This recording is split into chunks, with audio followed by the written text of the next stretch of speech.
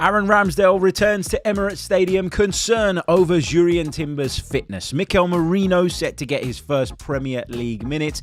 You're listening to the Chronicles of a Gooner, and on today's episode we'll be previewing Arsenal versus Southampton. A second Saturday 3 p.m. kickoff in a row. I didn't think that happened anymore. Let's get into it. It's the Chronicles of a Gooner.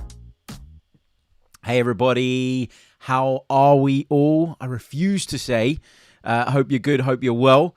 It is a catchphrase that I believe has ingrained itself into my mind from watching Tom Canton's The Gooner Talk most mornings. I'm not going to try and claim it because why would I? It wasn't mine, but it is something that, as I say, has been ingrained into my mind over the last however long.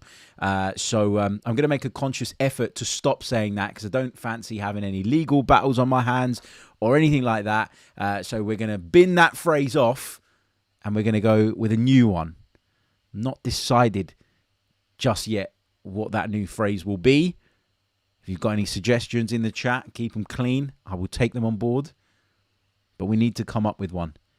As I say, it just automatically rolls off the tongue because I hear it so much. I think I hear the Gooner Talks theme tune sometimes when I close my eyes to go to sleep because I've heard it so many times.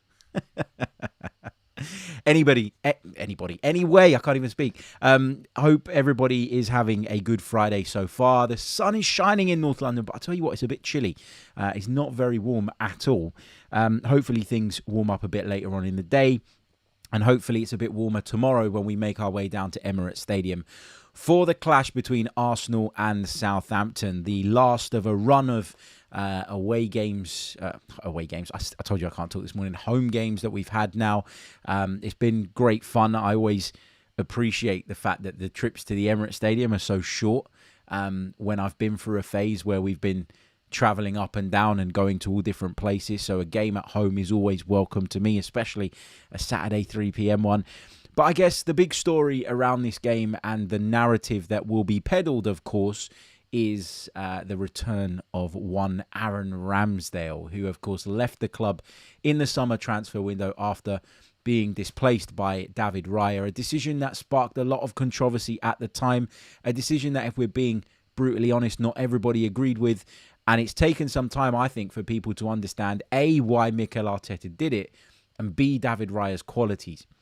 I think there are things that David Raya brings to the team that Aaron Ramsdale just doesn't and can't, unfortunately. And that is not to be critical of him. That is not to dig him out. You know, I think he's a good goalkeeper, Aaron Ramsdale, in his own right. But David Raya just brought something different, something a little bit more, and maybe it wasn't visible at the beginning. And I do think that David Raya's performances at the start of his Arsenal career were impacted by all the noise around that number one spot. You remember everybody jumping on it. Oh, you can't have two number ones. It's impossible. I actually think with hindsight, looking back on it, and I defend most things Mikel Arteta does, because I think genuinely he's done a really, really good job. And I think generally he's got most things right. But there have been things along the way that I haven't agreed with. Why would you, want to deny that there are things that you maybe disagree with? I think, when you analyse or scrutinise a football club the way that we do as Arsenal fans, it's perfectly natural that there will be things along the way that you just don't agree with. Doesn't mean that overall and the kind of overarching feeling toward the manager is a negative one. For me, it's an overwhelmingly positive one. I love what Mikel Arteta's done, but with the two number ones thing, I don't think he helped himself there. I think I can understand what he was trying to do, which was to not kill A, Aaron Ramsdale's value, but B, his confidence by saying, well, yeah, he's not my number one anymore, and that's it for him. So I get why he did what he did, but I don't think he needed to go so strong on some of the wording, because I think that unintentionally caused both goalkeepers some problems and some issues.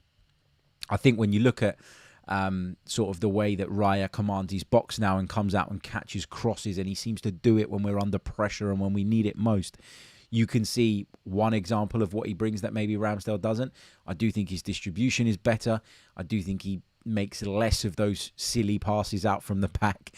Look, he makes some, and I think I've said it 1,000,001 times, all goalkeepers, when asked to play that way, will make mistakes from time to time. Midfielders give the ball away, don't they? And they're specialists at playing with the ball at their feet. So to ask a goalkeeper who's trained his entire career playing with his hands mainly to then be as competent as a midfielder or a centre-back with the ball at their feet is almost at times an unrealistic expectation. And we've seen the shift in goalkeeping culture towards goalkeepers that obviously are better at that. Maybe might not be as good with the handling, but the very, very best goalkeepers, they're pretty even in terms of being able to do that and the other side of the game, which is having the ball at their feet. Look, I think Aaron Ramsdale deserves a great reception from the Arsenal faithful. I'm sure he's going to get that. There's no doubt in my mind that he's going to get that. He was really, really popular at the club, and for good reason. What I do fear and worry about is that Aaron Ramsdale turns up and has the game of his life with a point to prove, to say to Mikel Arteta, you made a mistake letting me go because I'm a potentially match-winning goalkeeper. He proved to be a match-winning goalkeeper for us at times. He made some outstanding saves. I think his back catalogue of great saves is really, really impressive. But obviously, in the bigger picture and in the grander scheme of things, he wasn't the one for us. Certainly not over David Raya. When that opportunity came to bring the Spaniard in, Arsenal took it and they went and done what they thought was right. Look, I wish him all the best. I wish him well. I'm going to applaud him. I'm going to do all of that stuff. But once the whistle goes, he's not our goalkeeper anymore. And we need to block him. We need to bombard him. We need to do what we do to every other goalkeeper from set pieces and corners and cause him all sorts of problems. I guess one of the negatives here is that Aaron Ramsdale, and I know that some of these set piece routines are ever changing and always evolving, but Aaron Ramsdale knows what Nicolas Jova is preaching on the training ground. He'll understand a lot about the philosophy and the thinking behind what Arsenal are doing. And he spent most of pre-season with us as well, all of pre-season with us. So Aaron Ramsdale is in a good position to advise Russell Martin on what it is that Arsenal do well, what they don't do so well, and how they can potentially hurt us. Look, I think the superior quality that we have within our ranks should come out on top, but it's an interesting dynamic that poses and causes, I guess. So Aaron Ramsdale, you heard it here first, going to have the game of his life on Saturday afternoon. I do want to talk a little bit about Jurrien Timber because he obviously went off injured against Paris Saint-Germain at half-time after having a really, really good first half. Maybe his best first half, maybe his best 45 minutes in an Arsenal shirt. I thought he was fantastic. And going into the game, I was quite concerned about the threat of Bradley Barcola, and Jurrien Timber made him look like a child who didn't have a clue whether he was coming or going. He really dealt with him well and kept him at arm's length and, kept him at bay. So to lose him at halftime was a blow. Mikel Arteta said after the game it was precautionary, the decision to take him off. However, we haven't seen him in any of the training pictures. Now, let me say this. It doesn't mean that because he wasn't in the training pictures that he's not going to play and that he's not available and that he's not fit and that there's some major injury problem that we all need to go into a wild panic about. We know that Arsenal, from time to time, in fact, most of the time, like to keep their cards close to their chest. And I'm sure, in fact, I'm certain that when Mikel Arteta sits down and faces the media a little bit later on today, he is going to say, we've got one or two that we're keeping an eye on. We've got a training session coming up, and after that we will know and we will see and we will decide. Because that's what Mikel Arteta does. Keeps his cards close to his chest. So I'm not expecting any real sort of concrete line that is going to tell us that Timber is either in or out. I think we're probably going to get a mixed message. We're probably going to get one of those wait and see kind of lines from the boss. But it got me thinking about who plays at right back, because aside from Jurrien Timber not being in the pictures, Ben White wasn't in them either. So, he is someone that I'm concerned about as well. Now, we saw a solution that Mikel Arteta turned to in the second half of the PSG game, which was Calafiori out on the right and Jakub Kiwior on the left. I didn't think that Calafiori looked totally comfortable there, if I'm being completely honest with you. I thought he had a couple of hairy moments defensively. We know that he's very confident in going in field and stuff, and we know that he's quite adventurous in his style of play. But I'm not sure that I want to see that again. Calafiori on the right and Kiwior on the left. Sometimes needs must, and sometimes you got to do what you got to do. You got no choice. There's no point in crying over the spilt milk, all of that stuff, and you just need to go with it. But yeah, let's see. Let's see what he's going to do there. The other option is potentially Takahiro Tomiyasu, but he obviously didn't feel that he could do a job the other night. So why would he feel that he can do a job a few days later? Maybe he's got further up to speed. I don't know. That's another option, but we'll talk about the starting 11 in a little bit. I do want to chat about Mikel Merino, of course, who is in line to get his first Premier League minutes. He got his first Arsenal minutes just the other night against PSG. He came off the bench. And as I said on yesterday's show, I thought he looked a little bit off the pace, but that's totally understandable. I'm not digging the guy out. He's been out for a long time. He was always going to struggle to get up to grips and to terms with the pace of the game from the very beginning and from the very off. So let's see what his afternoon looks like. But it'd be nice to get him on. I don't think he's going to start. I think it's probably a little bit early for him to start, but I would like to see him come into the game at some point. Hopefully the circumstances allow for that, and he can start to build himself up that little bit more and continue on his journey towards full fitness. Right, let's go over to the Premier League's website and have a look at some of the statistics around this game. So head-to-head, Arsenal and Southampton have met in the Premier League on 48 occasions. The Gunners have won 25 of those clashes. Southampton have won 8, all of which came at home, by the way. They've never beaten Arsenal away in the Premier League. And there have been 15 draws between the two sides. Let's hope that record I've just mentioned of only ever having beaten Arsenal at home in the Premier League stays intact. We don't want that to change at the weekend. If you look at some of the recent meetings, if you go back to April 2023, when we were, of course, fighting with Manchester City for the Premier League title, we messed up against Southampton. Aaron Ramsdale notoriously played a big part in us messing it up that night, and that was a 3-3 draw. Earlier in the season, and I was at this game, I was at both of these games, in fact, on the 23rd of October 2022, we were held to a 1-1 draw. We really ought to have beaten them that day, and we didn't. If you go back to April 2022, we lost at Southampton by 1-0. Saturday, the 11th of December 2021, we beat them 3-0 at the Emirates Stadium. And on the 26th of January 2021, we won 3-1 at Southampton. So if you look back over the last 5 meetings between the two sides, there are 2 Arsenal victories, 1 Southampton win, and 2 draws. So this isn't the same Southampton side. This is a Southampton side that are going to turn up with a completely different look, completely different manager, largely a different group of players as well in a lot of departments and in a lot of areas. So I don't know how much you can read into this stuff, given that they've been relegated and since come back up.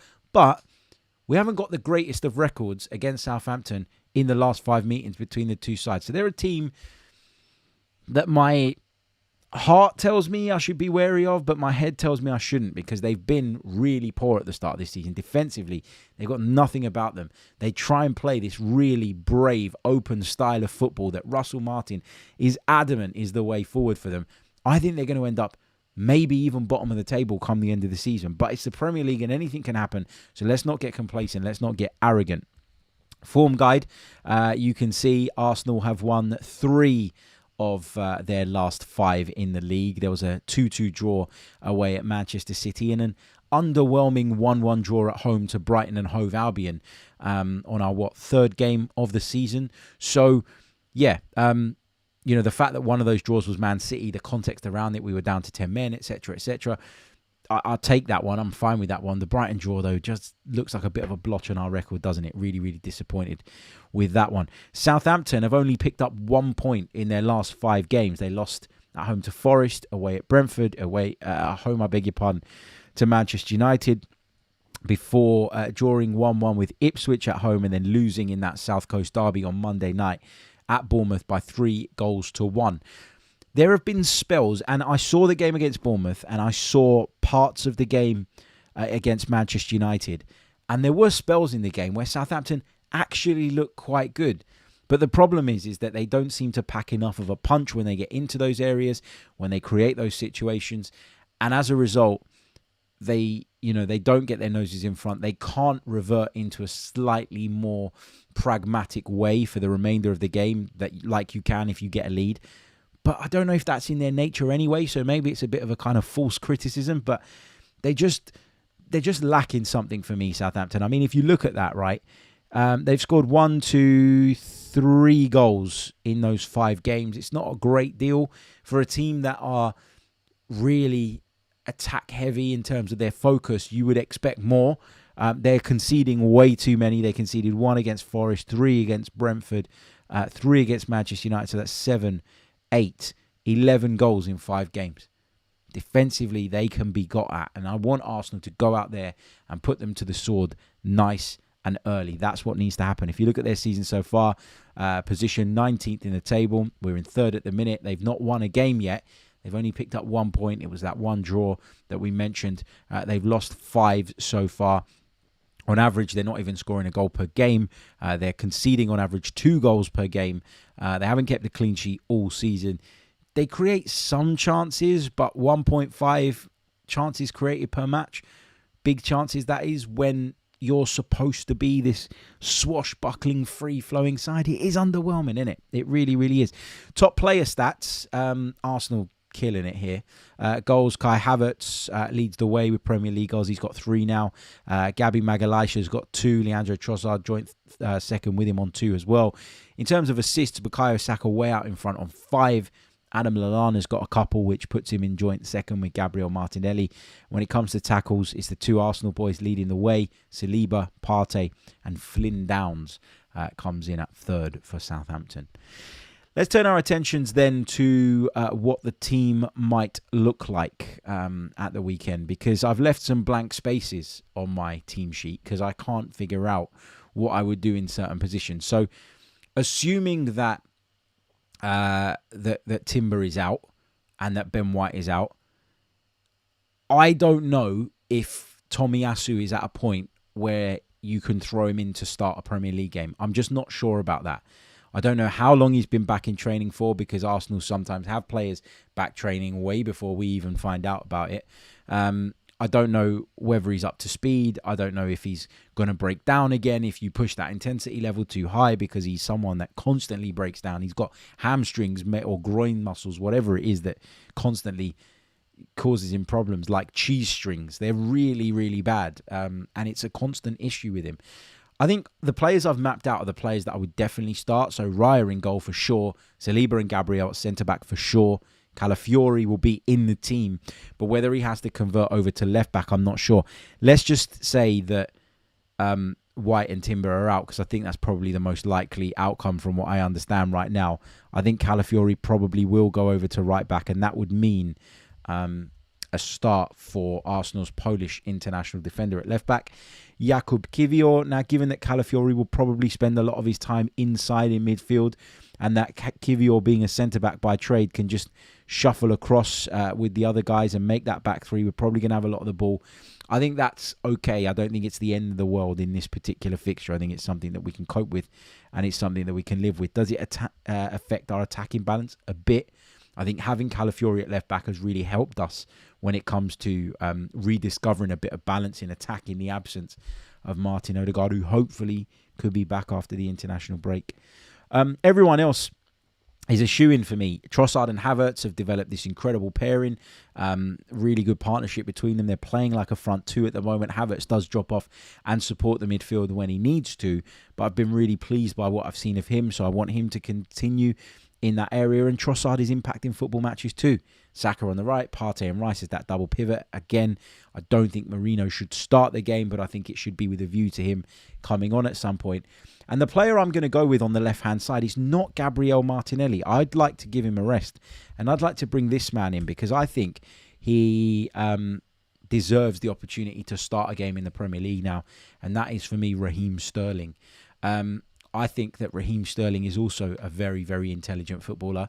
And I think that if he can get in on the whole Trossard-Havertz sort of partnership thing and make his mark and put his stamp on that, I think he could be really, really effective. So that's what I would do. So my team to face Southampton at the weekend, assuming that both Ben White and Jurrien Timber are unavailable, is Raya in goal, Calafiori, Saliba, Gabriel and Kiwior across the back, Rice and Partey in midfield, Saka and Sterling either side of them, with Trossard and Havertz playing as the two kind of false nines. Now, if White or Timber is available, I put Calafiori back in at left back, and I put whichever one of those two is available in at right back. But that's the team I'd go with. Let me know your thoughts. I know some people are going to say, how can you leave Martinelli out? He's starting to play better.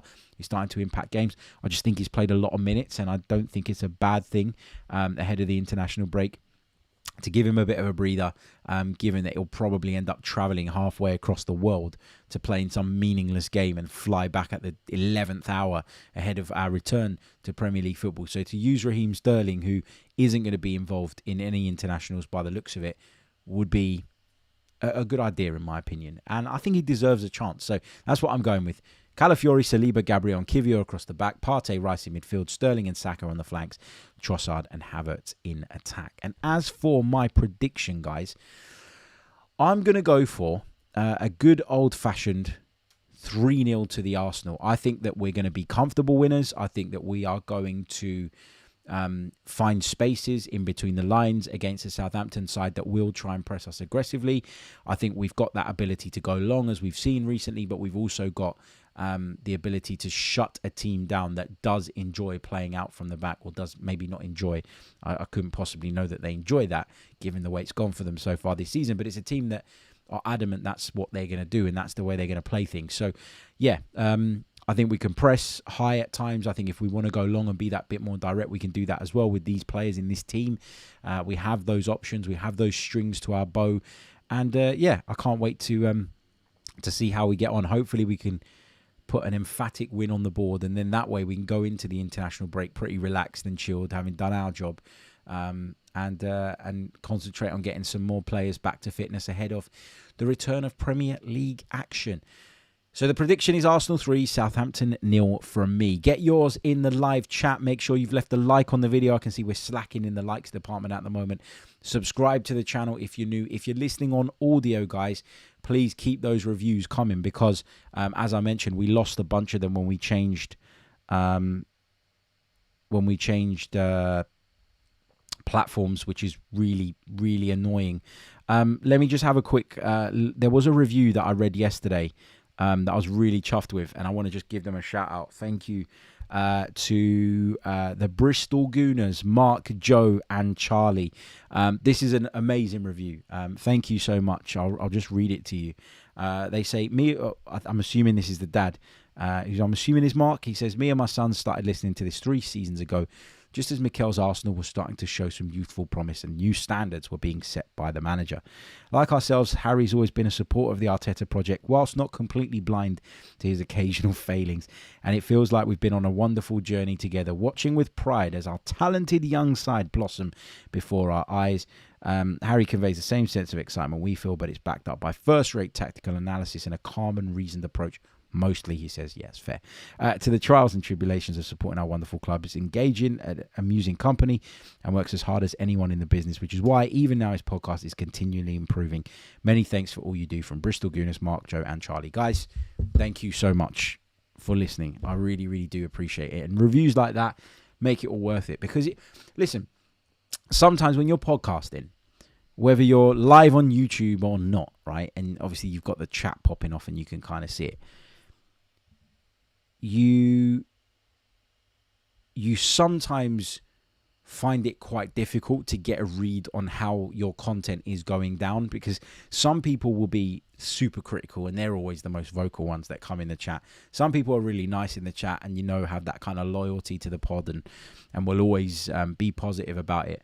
But there's a lot of people that you don't hear from, so you always kind of have that anxiety, if you like, of how is my pod being received by the people that I can't see, by the people who aren't even a screen name to me. How does it go down? And to read stuff like that is obviously very, very refreshing, and I'm really, really grateful for reviews like that. So yeah, keep them coming. Unless you want to slag me off, you could do that as well. It's your right. It is your right. Remember, like, subscribe, all the rest of it. We're going to be back on Saturday evening at some point with a review of the of the Southampton game. I'll bring you the matchday reaction pod from Emirates Stadium as close to the final whistle as I possibly can. But later that evening, I will bring you the full podcast. The reason I'm going to bring it to you on Saturday rather than on Sunday morning is because I've got a double header of a weekend. I'm reporting on Arsenal versus Southampton tomorrow, but I'm on commentary duty at the Amex Stadium on Sunday for Brighton and Hove Albion versus Tottenham. So that means I'm going to be setting off in the morning to head down to the south coast, which means I probably won't get a chance to do it, and then it'll probably be too late by the time I get home. So you're going to get the full pod on Saturday night this time around. Thank you all so much for your support as always, and I'll see you all on the next one. Until then, take care of yourselves. Have a great Friday. Up the Arsenal.